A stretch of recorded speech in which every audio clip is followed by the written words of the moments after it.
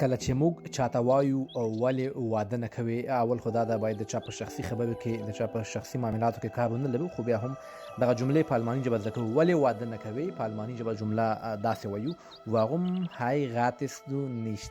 واغوم heiratest du nicht. ولې واده نه کوي؟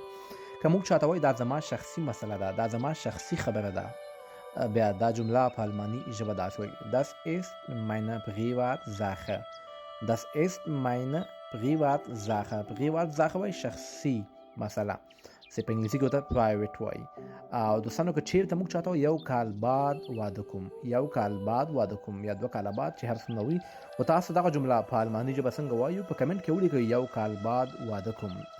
الله دې د ټولو پکې نصیب وکړي په خپله خوښه او خپل شوق باندې ولیکئ او ګورو چې څوک یې صحیح لیکي، که غلط وي زه یې درته په کمنټ کې صحیح کوم.